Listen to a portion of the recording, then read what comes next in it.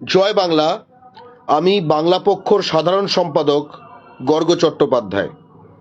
এমন একখানা সময় যখন বাংলায় আমরা দেখি প্রতিটি রাজনৈতিক দল শুধু একে অপরের পেছনে লাগা ছাড়া অন্য কোনো কাজ করে না। যখন বাংলা ও বাঙালির স্বার্থের প্রশ্ন নিয়ে কোনো রাজনৈতিক দল কোনো রকম আগ্রহ দেখায় না, যখন বাংলা ও বাঙালির ভবিষ্যৎ নিয়ে কোনো রাজনৈতিক দল কখনো কোনো আগ্রহ দেখায় না, তখন বাঙালি জাতির ভরসা হলো একমাত্র বাংলা পক্ষ। আজকে আমরা যে দাবি নিয়ে আপনাদের সামনে এসেছি, সেই দাবি নিয়ে বাংলা পক্ষ আজ থেকে 5 বছর আগে থেকে লড়াই শুরু করেছে এবং সেই লড়াই ক্রমে ধাপে ধাপে ধাপে একটা জায়গায় নিয়ে গিয়ে এটা কিন্তু এখন বাঙালির গণদাবিতে পরিণত হয়েছে পশ্চিমবঙ্গের কিছু অঞ্চলে। এবং সেই দাবিটি কি? সেই দাবিটি খুব স্পষ্ট, পশ্চিমবঙ্গে দ্বিতীয় এইমস চাই। কি দাবিটি? পশ্চিমবঙ্গে দ্বিতীয় এইমস চাই। এইমস মানে কি? All India Institute of Medical Science. সারা ভারত জুড়ে কেন্দ্রীয় সরকারের এই All India Institute of Medical Science, তার নানা রকম ক্যাম্পাস খোলা হয়, অনেক ক্যাম্পাস খোলা হয়, ঠিক আছে। পশ্চিমবঙ্গে ইতিমধ্যে একটি এইমস আছে, যেটা অরিজিনালি হবার কথা ছিল রায়গঞ্জে। দুর্ভাগ্যবশত সেটা রায়গঞ্জ থেকে সরিয়ে আনা হয় কল্যাণীতে, এবং কল্যাণীতে সেই এইমসটি বর্তমানে চলছে। কিন্তু মালদা, উত্তর দিনাজপুর, দক্ষিণ দিনাজপুর, শিলিগুড়ি, দার্জিলিং, কালিম্পং, আলিপুরদুয়ার, জলপাইগুড়ি, কোচবিহার, আমরা যদি এই জেলাগুলির কথা ধরি, ঠিক আছে, সেগুলি কিন্তু দেখতে গেলে এই জেলায় কেন্দ্রীয় সরকারের যে একখানা স্বাস্থ্য প্রতিষ্ঠান হবার খুব দরকার আছে। এবং সেখানে উত্তর দিনাজপুর, দক্ষিণ দিনাজপুর, মালদা, কোচবিহার, আলিপুরদুয়ার, এই যে জেলাগুলি বললাম, কারণ দার্জিলিং, জলপাইগুড়ি তার মধ্যে পড়ে না, এই জেলাগুলির মধ্যে কিন্তু একটা অ্যাভারেজ যে আয়, মানুষের যে গড় আয়, সেটা কিন্তু যথেষ্ট কম। সেখানে উন্নত চিকিৎসা ব্যবস্থার যে ন্যায্য ভাগ আমরা পাবো কেন্দ্রীয় সরকারের থেকে, তার জন্য সেটার দাবি। এবার কেউ বলতে পারে পশ্চিমবঙ্গে তো একটা এইমস আছে, তাহলে দ্বিতীয় এইমস কেন কেন্দ্রীয় সরকারের কাছে দাবি করা হচ্ছে? পশ্চিমবঙ্গ দ্বিতীয় যে এইমসটা দাবি করছি আমরা পশ্চিমবঙ্গে, তার কারণটা হচ্ছে একটি রাজ্যে একটি এইমস থাকবে, এর কোনো বাধ্যবাধকতা নেই, এর কোনো বাধ্যবাধকতা নেই। এটার প্রমাণ তাহলে কিভাবে? উদাহরণ কি? আর কোনো অন্য কোনো রাজ্যে কি একাধিক এইমস সৃষ্টি করেছে কেন্দ্রীয় সরকার? হ্যাঁ করেছে। কোন রাজ্যে করেছে? খুব বেশি দূর যেতে হবে না, খুব বেশি দূর যেতে হবে না। আমাদের পশ্চিমবঙ্গের যে পাশের রাজ্য বিহার, যে বিহার রাজ্যে মানে পশ্চিমবঙ্গর থেকে, মানে পশ্চিমবঙ্গ যার তুলনায় কেন্দ্রকে 5-6 গুণ বেশি রাজস্ব দেয়। মানে বিহার যদি 100 টাকা রাজস্ব দেয় দিল্লিকে, পশ্চিমবঙ্গ 500-600 টাকা রাজস্ব দেয় দিল্লিকে। সেই বিহারে দুটো এইমস আছে। ইয়েস, সেই বিহারে দুটো এইমস আছে।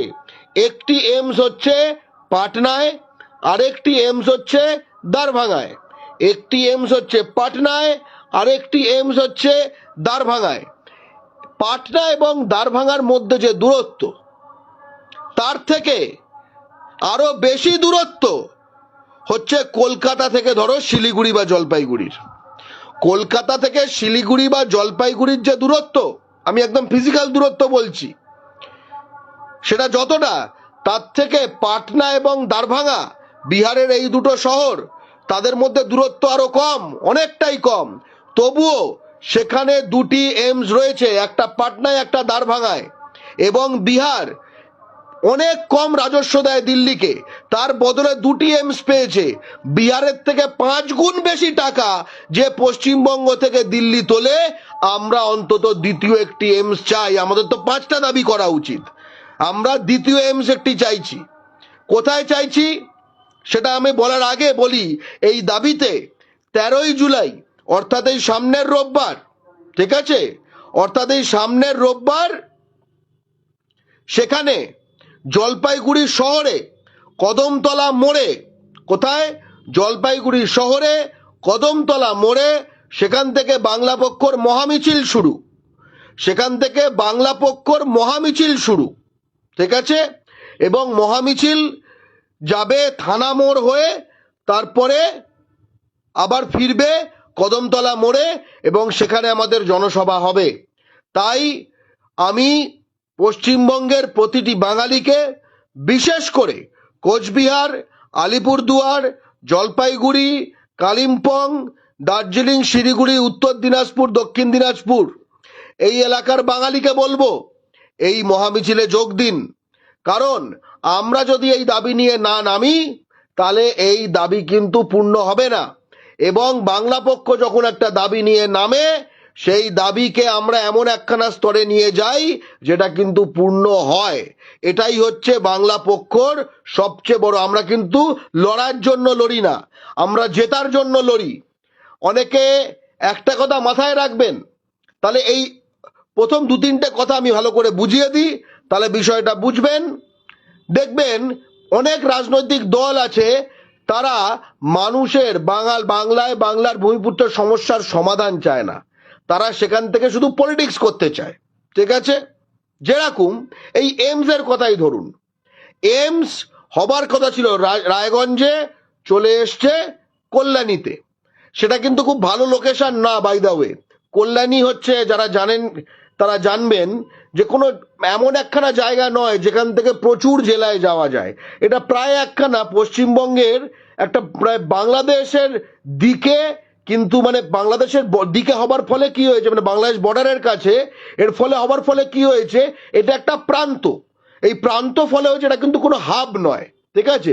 যে যেখান থেকে অনেক জেলার দিকে হাব অ্যান্ড স্পোক, যে বিভিন্ন জায়গায় কানেক্টিভিটি হবে, এরকম কোনো জায়গা নয়।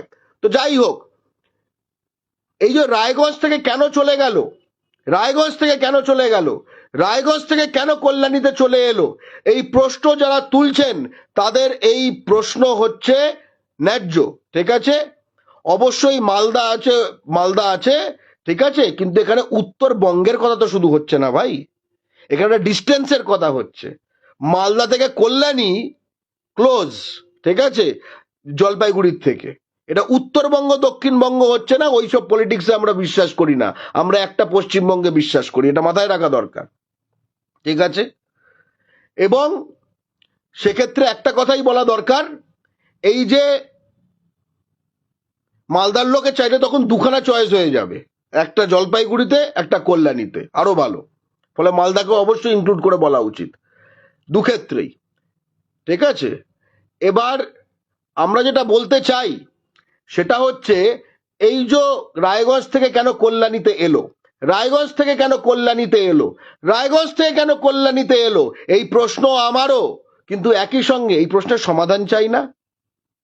অর্থাৎ যে বিস্তীর্ণ অঞ্চল পশ্চিমবঙ্গের, যেখানে আরেকখানা এরকম সুপার স্পেশালিটি হসপিটাল থাকলে ভালো হয়, সেখানে সেরকম একখানা AIIMS লেভেলের হসপিটাল তৈরি করতে উদ্যোগটা তারা নেবে কে?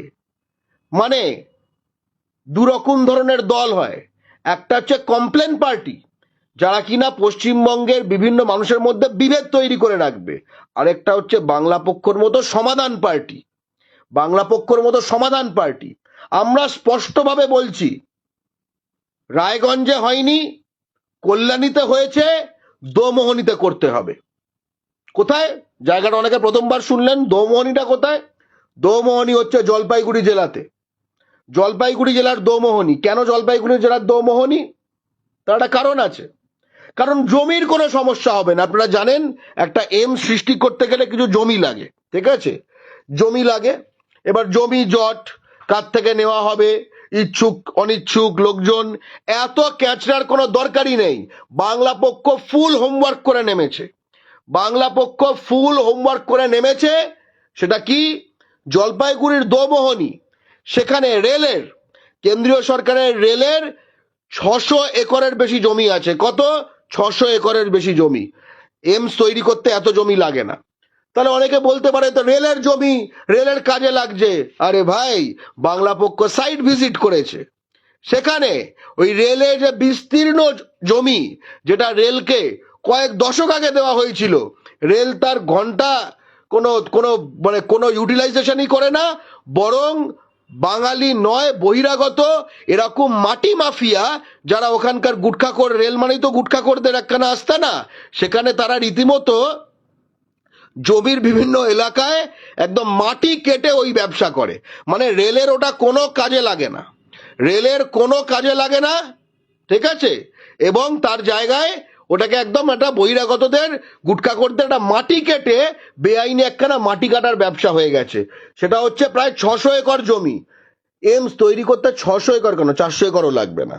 ফলে অনেক জমিটা রয়েছে, অনেক জমি রয়েছে। আবার দোমোহনী কেন?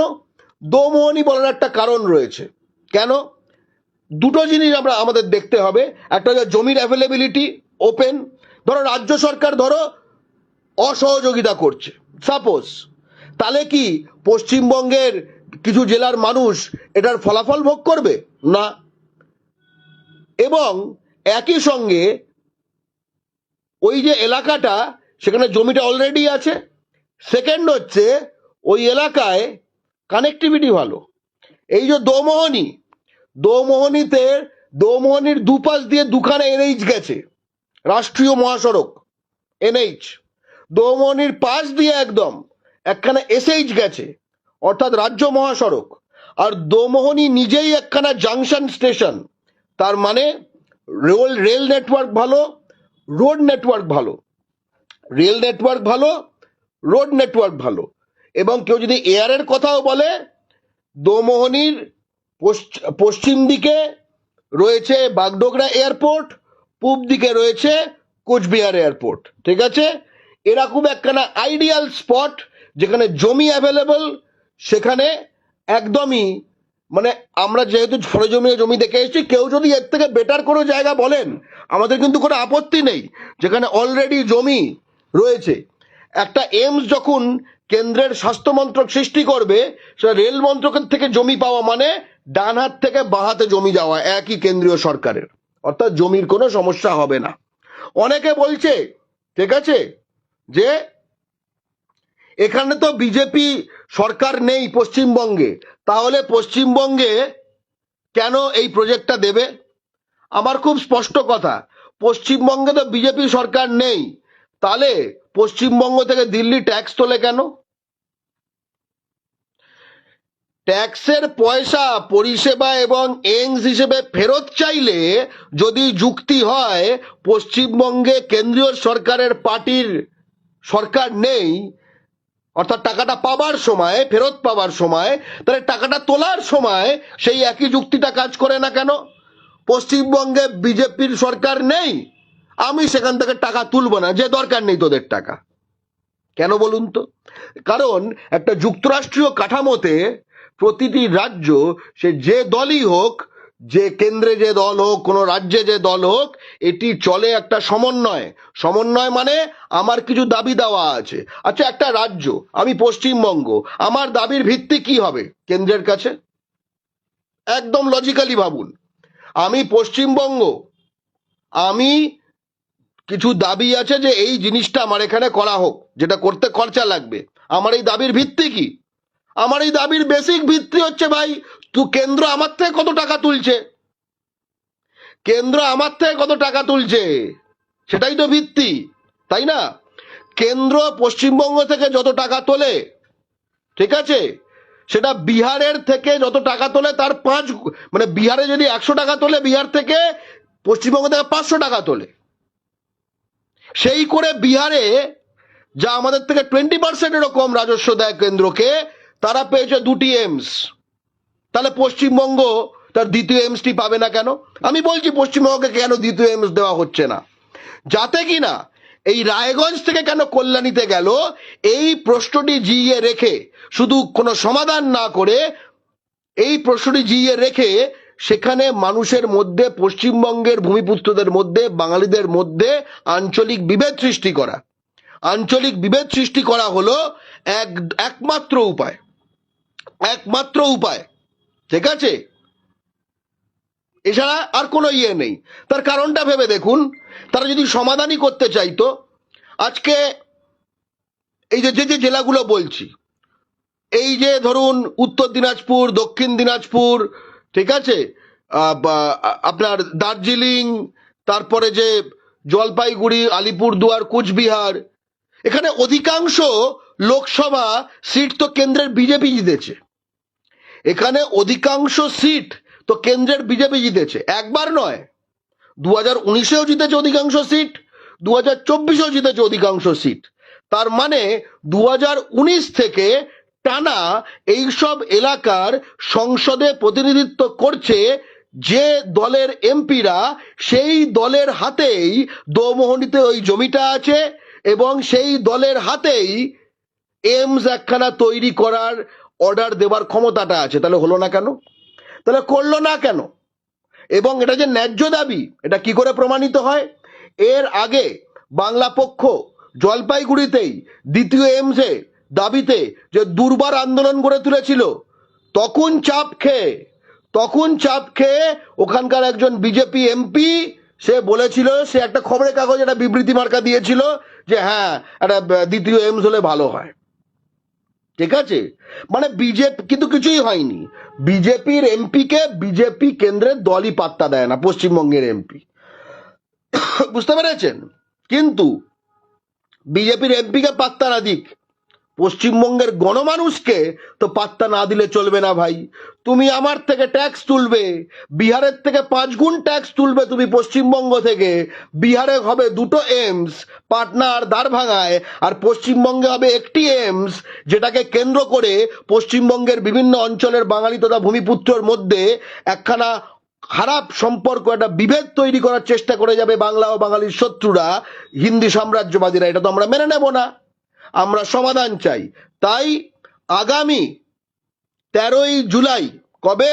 13ই জুলাই, আজকে শুক্রবার, শনিবার, রবিবার, ঠিক আছে, সেখানে জলপাইগুড়ি সদর শহরে কদমতলা থেকে বাংলা পক্ষর মহামিছিল। সকলে এসো, বিশেষ করে যারা এই অঞ্চলের কাছাকাছি থাকো তারা সকলে চলে এসো, ঠিক আছে। মালদা, এমনকি মুর্শিদাবাদেরও কিছু অংশ আমি বলবো, বীরভূম থেকে শুরু করে উত্তর দিনাজপুর, দক্ষিণ দিনাজপুর, দার্জিলিং, কালিম্পং, আলিপুরদুয়ার, জলপাইগুড়ি, কোচবিহার, চলে এসো। এবং শুধু এই জেলাগুলো কেন, বাংলা তো কোনো উত্তর দক্ষিণ এসব তো নয়, পশ্চিমবঙ্গ তো একটাই। তাই পশ্চিমবঙ্গের যে ন্যায্য যে দাবি, যে আমার থেকে এত টাকা কেন্দ্র বেশি তোলে কিন্তু আমাকে দেয় ছিটে ফোটা, আর বিহারকে ফেরত দেয় এতটা বেশি, ঠিক আছে, এই অন্যায্যতাটা তো তোমার টাকা নিয়েও করা হচ্ছে। এটা কি শুধু কোচবিহারের থেকে তোলা টাকা নিয়ে এই অন্যায্য ব্যাপারটা হচ্ছে? তা না। এটা কি শুধু কলকাতার বাঙালির থেকে টাকা তুলে অন্যায্য ব্যাপারটা হচ্ছে? তা না। এটা সারা পশ্চিমবঙ্গের বাঙালির থেকে যে টাকা তোলা হচ্ছে, ভূমিপুত্র থেকে যে টাকা তোলা হচ্ছে, কোচ, মেচ, রাভা, রাজবংশী, সাঁওতাল, ভূমিপুত্র যারা যারা আছি আমরা বাঙালি সহ, সকলের ওপর এই অন্যায়টা করা হচ্ছে। এবং তার হিসেব চাইতে বাংলার যে কোনো ভূমিপুত্র, বাংলার প্রতিটি ভূমিপুত্রকে আমি বলবো, বাংলার প্রতিটি ভূমিপুত্র এই চলো এই মিছিলে। তার কারণ জলপাইগুড়ির দাবি, কলকাতার দাবি, আসানসোলের দাবি, মালদার দাবি, কোচবিহারের দাবি, মেদিনীপুরের দাবি, হলদিয়ার দাবি, নদিয়ার দাবির মধ্যে কোনো ফারাক নেই, এক দাবি। পশ্চিমবঙ্গের বাঙালি এক, পশ্চিমবঙ্গের ভূমিপুত্র এক। তাই সকলে এসো, এবং এই বিশাল গণ আন্দোলনের ফলে আমরা কিন্তু পশ্চিমবঙ্গে দ্বিতীয় এইমস করেই ছাড়বো। তাই আগামী রবিবার দেখা হবে, আমি থাকবো সেই মিছিলে, বাংলা পক্ষর নেতৃত্বরা থাকবেন, এবং আমাদের অনেক অনেক শত শত যোদ্ধারা থাকবেন, এবং অবশ্যই থাকবে অসংখ্য ভূমিপুত্র বাংলার, যারা শুধু ভোট দিয়ে শেষ হয় না, তারা নিজের অধিকারও বুঝে নিতে জানে। এই হচ্ছে কথা। তাই জমি দেখা আছে, এলাকা সেট করা আছে, বিহারকে বিহার থেকে যত টাকা তোলে কেন্দ্র, তার থেকে 5 গুণ 6 গুণ বেশি টাকা কেন্দ্র তোলে পশ্চিমবঙ্গ থেকে। বিহারে 2টো এইমস, আমার এখানে একখানা। আমরা দ্বিতীয়টা চাইছি, অর্থাৎ যৌক্তিকতা এবং ন্যায্যতা রয়েছে আমাদের এই দাবির। ঠিক আছে, তাই এই মহান আন্দোলনে সকলে আসুন, দেখা হবে। এবং তার সঙ্গে আরেকটা কথা বলে দিই, উড়িষ্যা, গুজরাট, রাজস্থান, মহারাষ্ট্র, হরিয়ানা, উত্তরপ্রদেশ সহ ভারতের বিভিন্ন রাজ্যে বাঙালিদের ওপর যে অত্যাচার হচ্ছে, এবং বিশেষ করে পশ্চিমবঙ্গের পার্শ্ববর্তী রাজ্য উড়িষ্যা, সেখানে বাঙালিদের ওপর যে অত্যাচার শুরু হয়েছে, রোজ আমাদের কাছে ফোন আসছে। শত শত আমাদের ভাইরা, যারা কেউ মালদার, কেউ পূর্ব মেদিনীপুরের, কেউ মুর্শিদাবাদের, কেউ পূর্ব বর্ধমানের থেকে শুরু করে বিভিন্ন জেলার, কেউ উত্তর দিনাজপুরের, তারা সকলে তাদের ওপর অত্যাচার হচ্ছে। এইটুকু বলতে পারি, বাংলা পক্ষ কিন্তু স্টেপ নিচ্ছে, নানা স্তরে আমরা লড়াইটা করছি। আমরা আইনি লড়াইয়ের প্রস্তুতি নিচ্ছি। আমরা এই যারা যারা এতগুলো আমাদের প্রায় কন্ট্রোল রুম একখানা তৈরি হয়েছে, যে যেখান থেকে যারা আর্তভাবে ফোন করছেন, তারা আমাদের কাছে যখন ফোনটা করছেন, তখন আমরা পশ্চিমবঙ্গের যে পুলিশ, যে থানা, তাদের সঙ্গে কোঅর্ডিনেশনটা করছি। এবং একই সঙ্গে আমরা কিন্তু প্রস্তুতি নিচ্ছি লড়াইয়ের, যে লড়াইটা কিন্তু শুধু কোর্টে নয়, আর শুধু এই ব্যান্ডেজ মারার নয়। দেখতে পাবেন। তাই যখন মনে করছেন বাংলা পক্ষ চুপ করে আছে, কোনো বাঙালি, ঠিক আছে, যদি পশ্চিমবঙ্গের কোনো বাঙালি কোথাও আক্রান্ত হয় ভারতে অন্য কোনো রাজ্যে, বাংলা পক্ষ অন্তত চুপ থাকবে না। অনেকে মনে করছেন আমাদের রোজ নানা ইস্যুতে রোজ লড়াই হচ্ছে। এই গত 1 সপ্তাহে আমি অন্তত 6টা সাক্ষাৎকার দিয়েছি। আরেকটা জিনিস আমরা যেটা করছি, সেখান থেকে যে বাঙালিরা ফেরত আসছে ভয় বা একদম তাড়িয়ে দেওয়া হচ্ছে, তাদের আমরা বিভিন্ন জায়গায়, যেরকম হরিশ্চন্দ্রপুরে মালদায়, সেখানে আমাদের সহযোদ্ধা আশরাফুল হক, সেখানে যারা ফিরে এসছে, তাদের ভিডিও ডকুমেন্টেশন করেছে, তারা যে প্রবলেমগুলো ফেস করেছে, কি তাদের একদম প্রত্যক্ষ অভিজ্ঞতা, এই সব কিন্তু দেখুন বাংলা পক্ষ এই ইস্যু নিয়ে কবে থেকে লড়ছে। আজকে গিয়ে মিডিয়ার টনক নড়েছে। আজকে এই ঘটনা কিন্তু বাংলা পক্ষ দুইবার উৎকল ভবন অভিযান করেছে। কিন্তু আমরা বুঝতে পারছি উৎকল ভবন অভিযান করে আর হবে না। কি করতে হবে দেখা যাবে। ঠিক আছে, দেখা যাবে।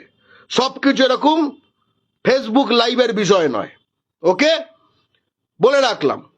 আরেকটা কথা যেটা বলতে চাই, এই মিডিয়ার প্রসঙ্গে যেটা এলো, জলপাইগুড়ি, শিলিগুড়ি, আলিপুরদুয়ার, কোচবিহার, এই সকল এলাকার যত মিডিয়া আছে, যত মিডিয়া কর্মী আছেন, সাংবাদিক বন্ধু আছেন, তাদেরও বলবো, ঠিক আছে, এবং কলকাতার মিডিয়া সকলকে বলবো, আপনারা কিন্তু জলপাইগুড়িতে এই যে দ্বিতীয় এইমস এর দাবি, পশ্চিমবঙ্গের দ্বিতীয় এইমস এর দাবি জলপাইগুড়িতে, এই দাবিটা কিন্তু আপনাদেরও তুলে ধরার কথা।